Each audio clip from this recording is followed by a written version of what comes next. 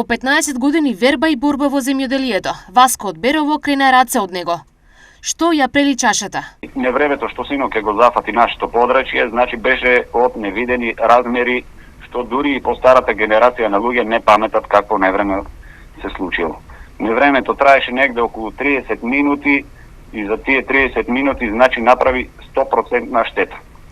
Мене од 50 декари, од 5 хектари, значи штетата е негде околу 90%. Имам само 5-6 декари нефатени од град, другото е 100% уништено. Значи само имам главен влог од некаде околу 10.000 евра, со непресметани моја работа, мои дневници, значи само финански средства вложени. Додека за работата тоа не сакам ни да го пресметувам. Градот кој вчера го сотре неговиот компир сепак не е причината поради која тој ја донесе последната одлука. Трошоците за производство на еден земјоделски производ, без разлика дали компир, дали патиџан, дали краставица, значи високи се трошоците, кој не бил земјоделец, тоа не може да го разбере, да не почнуваме. Значи скапи џубрива, скапи препарати, скапи нови семиња, работна рака до плафон, увоз на земјоделски производи, значи домашното производство што се произведе не е заштитено, се конкурира со увоз на земјоделски производи од странски држави.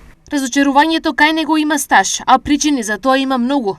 Каде државата греши кон земјоделците? Грешката кај државата е што како прво нема загарантирани цени за земјоделскиот производ. За сите земјоделски производи, без разлика дека јас сум производител на компир. Второ, немаме заштита на земјоделските посеви од град. Пред 10 години Македонија располагаше со 300 градобини станици во државата, се укина тоа. Ајде ќе засејуваме со авиони. Не биде ни тоа. И сега овие 2-3 години македонскиот земјоделец е оставен сам на себе. Нити има авионско засејување, нити градобини ракети. Примерот на Васко веројатно нема да биде единствен, бидејќи земјоделците никој не ги штити од невреме. Разочарани има и други. Секако дека има невремето кај што го фати нашиот крај, значи посевите се 100% уништени.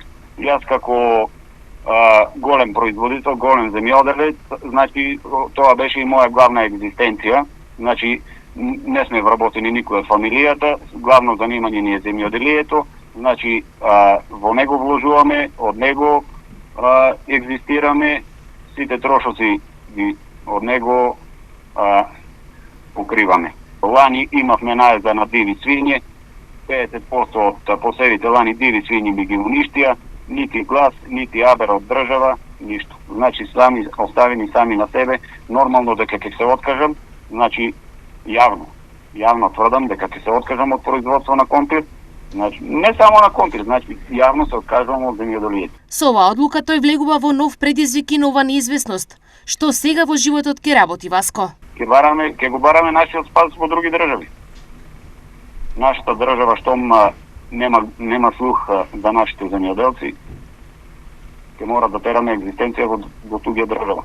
Васко упати и апел до новиот министер за земјоделие и подрачната единица во Берово. Да излезат барем на терен, да констатираат штета, да разговараме за проблемите со кои се соочува македонскиот земјоделец последните години, да најдеме заеднички решенија, да бидеме човечки еден со друг, а не да бидеме оставени сами на себе.